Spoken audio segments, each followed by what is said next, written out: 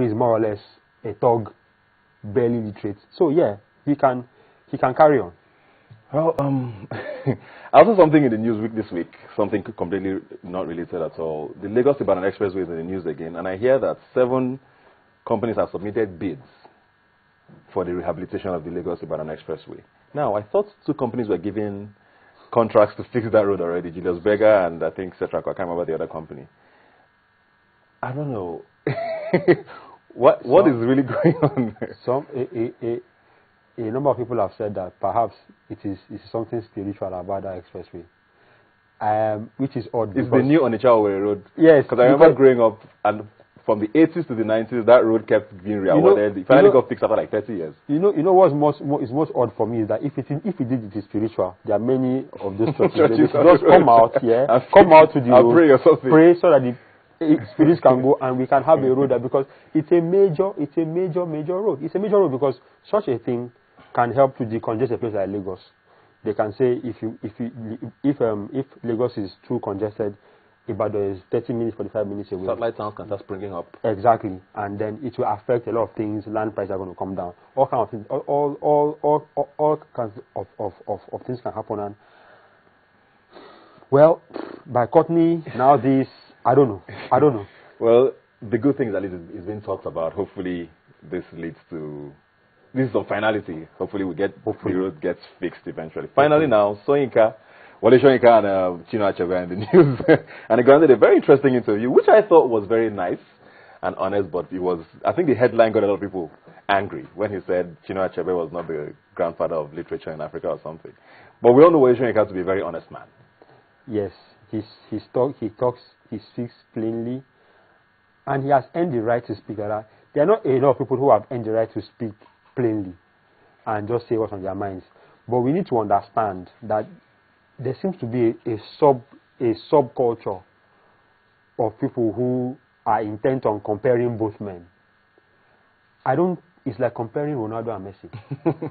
I don't see how. They're 2 different people. Not just that. We should even be happy that we have both. Have both in our lifetime. It is something that people don't even get to experience.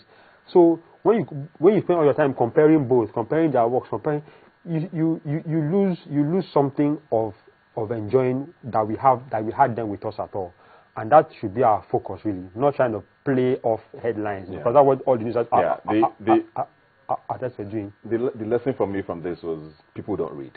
Exactly. People read off headlines and just move on from there. Exactly. Well, thank you very much, Joachim, for being here. We'll see you again as usual next week. Yeah. On the show today, when we come back, we'll have one of the best rappers in Nigeria today as our guest. Before that, we're going to be talking leadership on Rubbing Minds. At first, it's only anticipation that something is about to happen. This is one thing that makes life interesting. To compete not only with players across the field, but across the world. It makes me feel joy when we win and sorrow when we lose. The action and reaction to life, falling, dropping, despite the all. I love it because it brings me tears of victory, tears of joy. The skill that leads to the pass that leads to the shot that leads to the goal that determines the ultimate. Channel Sports, defining the moment of true sport. Catch the thrilling moments of football actions as primary schools from 12 states of the Federation and Lagos log it out in Season 5 of the Channel's National Kids Cup. From May the 21st to the 27th, schools from Lagos, Akwa Ibom, Ogun, Edo, Osun, Abia, Niger, Kaduna, Oyo, Jigawa, Ekiti, Anambra and Delta State will all do battle like never before. Come see the thrills, the dribbles, as the kids show their skills on the pitch. Channel's National Kids Cup, catching them young. This competition is in conjunction with the Lagos State Football Association, Eko Football, and proudly supported by Indomie Noodles and the Delta State government.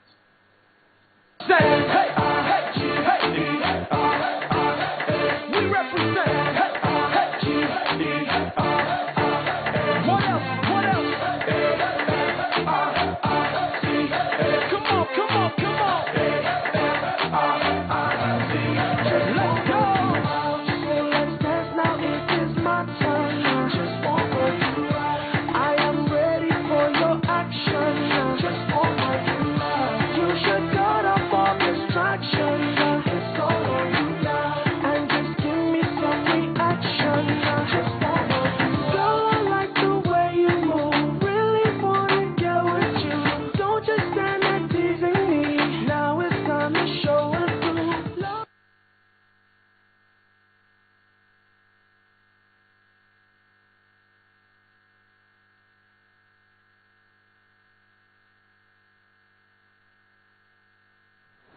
Welcome back. I have Linus Okorie in the house, president of Gotney.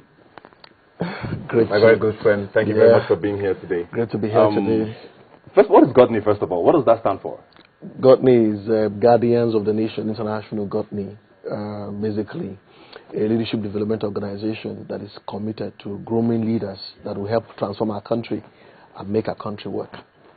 Interesting. Before we go into what you're planning and what your event is all about, a lot of our problems today, whenever I open the newspapers and read, every single time I see something about Nigeria's problem is because of leadership. Absolutely.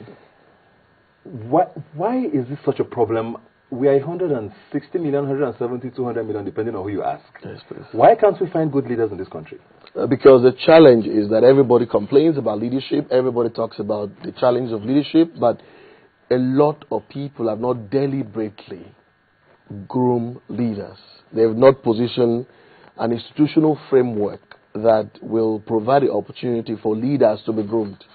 And whether it's government policies from the state level to local government level, what you've had over time is usually mobilization for the sake of politics. That's what you've had over time. You've not really had an opportunity to develop leadership capital like never before. I'll give you an instance. I have just returned from a U.S. government-nominated program in Washington. And we were given the opportunity, about 22 of us from around the world, to understudy the leadership development process of America. And it's shocking that you find institutions that are more than 100 years old that are in the business of developing leadership. And it's also amazing to see government institutions pumping in resources to help young people find leadership capital like never before. So you see a high school student at a very early age in life, he's already started thinking about becoming a politician. And then he is groomed along that line to make a difference in society. So when people are groomed like that, then the generation of leaders that will come after will be transformational leaders. But in our country, we've not had that at all. So except efforts by individuals or group of institutions coming together on their own to be able, just like what we're doing. I've done it for 16 years. I mean, helping find an opportunity where young people can deliberately be groomed. There must be thoughts, the meaning of vision, selflessness, integrity, what it means to make a difference. If you don't teach young people this, if you don't help young people find direction, then you can't be able to grow a leadership capital for your country.